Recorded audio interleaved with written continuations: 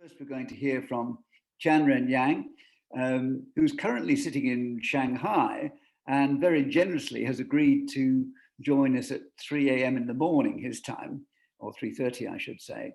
And he's been working on how cities work, the dynamics and modeling of cities. So Tianren, if you were kind enough to speak to us, we'd love to hear you. Thank you, Mike, for your very kind introduction. Let me share my screen first. Yep. So thank you again for having me here, and good evening for those in the UK. My name is Tianren Yang, and I'm a research associate at the Martin Center for Architecture and Urban Studies. The research I'd like to share today is how to unlock the long-term potential of land value uplift in urban subcenters in order to sustain the financing of large-scale urban infrastructure. But first, why is it important to understand those public-induced land value effects? This is because from the government perspectives, even capturing a certain proportion of that uplift can lead to a sustainable way of financing urban growth. This is widely acknowledged as the concept of land value capture. Suppose there is a public investment in your neighborhood, and this will trigger economic growth or say land value increase. And the local authorities would expect to capture, or more precisely, to share the land value increment because this is directly induced by using public money. And the proceeds can then be used to further finance public infrastructure and services in local neighborhoods. However, in reality, the implementation of LVC has encountered a number of difficulties. For instance, it is very hard to know how much land value increments can be created at the very early stage of a project. And more importantly, we have insufficient knowledge about when and under what conditions would LVC become a real prospect, particularly in those low demand areas. We have selected a very typical case that can reflect the importance of this topic, which is the city of Shanghai. As reflected in the changes of the built-up area on your right-hand side, you can clearly see how the city expanded at such an overwhelming speed, reflected in those red patches developed in the past 15 years. And among them, you can find a number of new urban centers were strategically planned around 35 to 50 kilometers away from the existing centers. So with the planning permissions, some of these planned urban subcenters or new urban centers were built from scratch to achieve the ambitious polycentric plan. So our research aims to investigate this particular phenomenon through the lens of land market, because all these large-scale urban developments are to do with huge public investment, but it remains unclear whether we can create high enough land value uplift to cover its costs. In what follows, I begin with the measurement section to understand to what extent land capitalization has realized in those planned new urban centers. Using land transaction data between 2000 and 2015, we mapped the land transaction volume on the left and the land transaction prices on the right. You can easily find a contrasting pattern as most of the land plots are developed in the far suburbs, and at the same time, the most valuable land plots are clustering at the very heart of the city. If we further map them against the official comprehensive plan by the municipal government, where the new planned centers are colored in blue, we will figure out this opposing pattern in a sample urban transect. So it's like cutting a colorful painted cake, which in this case is the city of Shanghai, in half, where the midpoint of the x-axis is the city center. You will find the transaction volume with colored background reaches its peak in urban fringes and these newly developed areas, in the remote areas of the Shanghai. Comparatively, the transaction prices, as shown in the line chart in the front, hit the highest point in the city center. However, as circled out in this slide, the secondary price bumps associated with new centers are hardly to be identified in the past 15 years. So this is to say, those land plots have been developed strategically in those new urban centers in accordance with the local comprehensive plan. However, in terms of the land price profile of these new centers are still not well acknowledged by the market. What we'd expect to see is that a secondary price bump could occur in those circled areas due to the introduction or say the investment in those new centers. So can we do something to change the current situation? Or we then move to the prediction section actually to see if we can design alternative plans of development to unlock the potential of the long-term land value uplift in those newly developed areas. Actually, the fundamental principles behind land price changes is the dynamic relationship between supply and demand. So we tapped in upon a spatial equilibrium framework to understand this issue. The model can simultaneously consider the supply-demand dynamics in the labor, product, land, and infrastructure markets in terms of both time and space. I will skip the technical details, but basically, what we are trying to do is to model the land price changes in response to the planning interventions of jobs, housing, and transport. Next, in order to compare different policy outcomes, we set up a series of scenarios, and here is the conceptual representation of them. This diagram actually indicates the amount of housing indicated in square and the amount of jobs displayed in crosses, and their spatial distribution in the city center, near suburbs, designated subcenters, and far suburbs, respectively. We define scenario 0 here as a trend scenario that actually extrapolates the growth of jobs and housing between 2000 and 2050.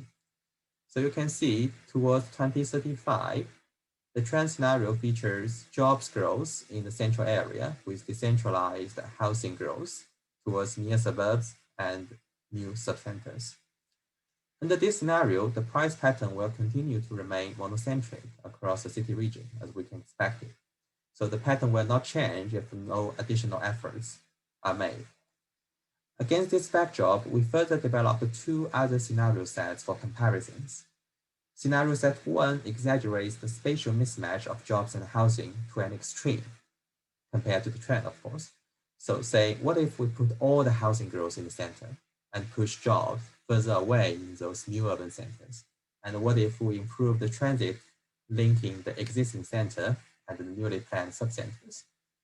So in terms of the net land value uplift, we find that despite massive housing development, so those centers with purely residential development will result in a huge loss in the total amount of net land value uplift locally due to the oversupply of housing.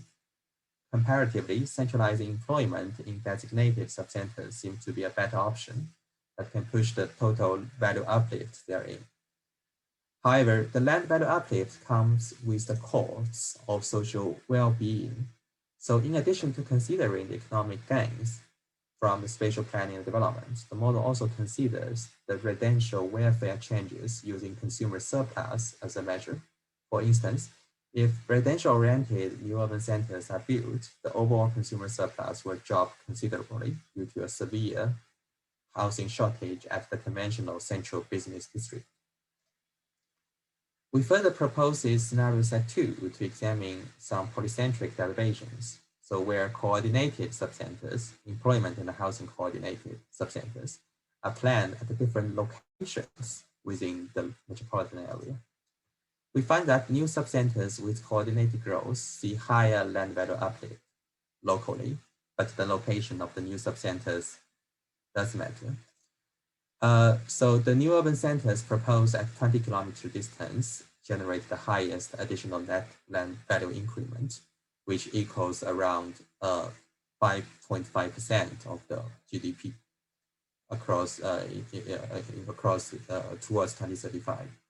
However, subcenters that are too close to the existing central business district, they will decrease well-being, and these losses can be explained by the higher unaffordability of goods and services, as well as housing associated with those closer locations.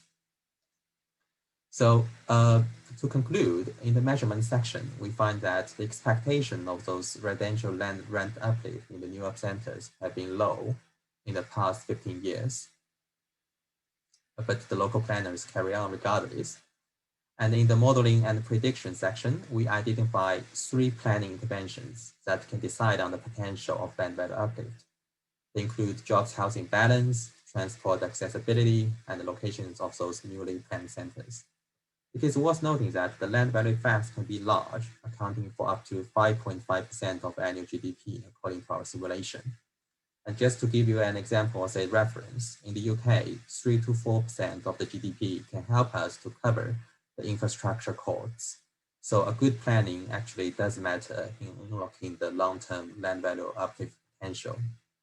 And a policy takeaway for the local planners is that compared with the remote, newly planned centers, closer subcenters can become better alternatives in the, of course, it depends in the local context, because they can prove to yield higher net land value uplift as well as positive social benefits. So we believe actually urban planners, land developers, and decision makers would all benefit from understanding the revealed relationships among spatial planning, property development, and market feedback. And last but not least, we'd like to provide LVC with a wider implication. So these LV's land value capture options should be regarded beyond a financing instrument, but as a wider policy apparatus to promote social equity, environmental sustainability, and economic competitiveness, particularly in new opportunity areas. I will stop here. Thank you. Well, Tianren, that was absolutely smashing. Thank you very much. A lovely example of the application of research to something very practical for everyday lives of people, particularly in China, of course. I was first in Shanghai in 1985, which seems a long time ago now, when quite a lot of the development you showed on your picture didn't even exist. But the rate at which urban areas are being developed means that I'm sure your work has immediate application, which will affect the lives of people for decades to come. We made some big mistakes in urban planning in the 1960s in the UK, but we'll leave that for another day. I'm happy to take one or two questions. And I've got, one question, which is not so much a question, but could you give us a link, paper, or to the paper, the research or the publications at some stage? We can put it on our website, Tianren. That would be helpful. Thank you. No I have one question from John Cook. John, please. Yep. Thank you very much, Tianren. That was very interesting. And it reminded me of something going on in Cambridge, or being proposed for Cambridge. I wondered if you had any comments about it. The Cambridge metro system, running north, south, and east, west, is meant to stimulate development of small businesses and housing around the termini of the metro system, way out in the Cambridgeshire countryside. Have you encountered that? Do you know about this, and how do you feel that might do? Yeah, actually, Cambridge is a very interesting case to start from in terms of like the spatial planning, in terms of the jobs and the housing.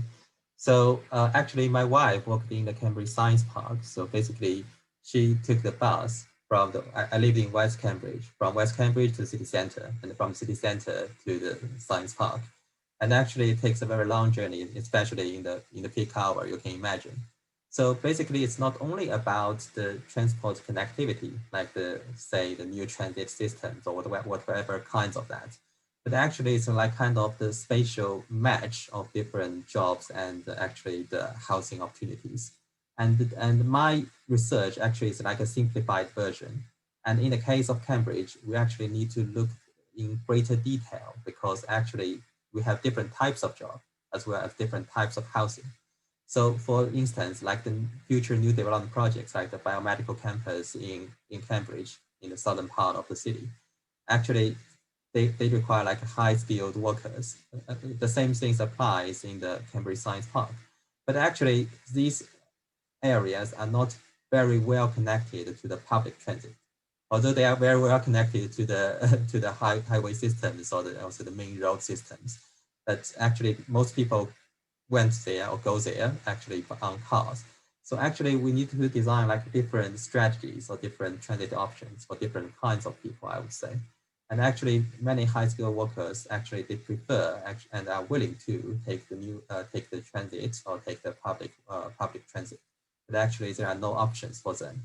So basically, the fundamental idea is about the different the spatial match of the different opportunities, and actually we can use the transport systems to link all these opportunities for specific groups of for people in different socioeconomic groups. Thank you very much. Great, thank you. I've got a couple of written questions, and I'll try and conflate one or two of them because we're a little bit short of time.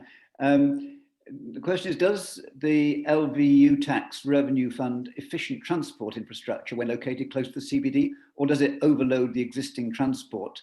And then rather mischievously, somebody else asks, do you have green belts in China? Yeah, so in response to the first question, so this is quite a systematic problem. So when we look into the certain areas, say the CBD, actually the other areas are omitted or neglected.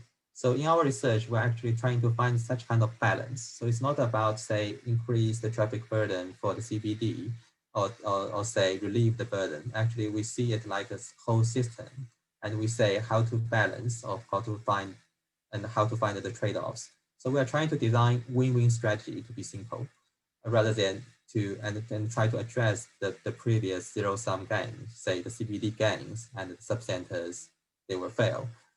We're trying to find the appropriate strategies to propose some like the trade-offs and the win-win strategies. And of course, for the green belt things, yes, and actually Beijing is actually a better case for these green belts. And actually our group actually has some like research, particularly looking into the impacts of these green belts. And I'd like to share afterwards, after this presentation.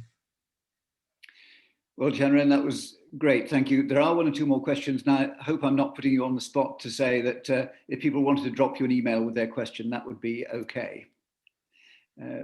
So thank you very much indeed. A lovely example of the application of research and some very elegant visual presentations of your findings, which was a joy to watch. Thank you again. Thank you, Mike.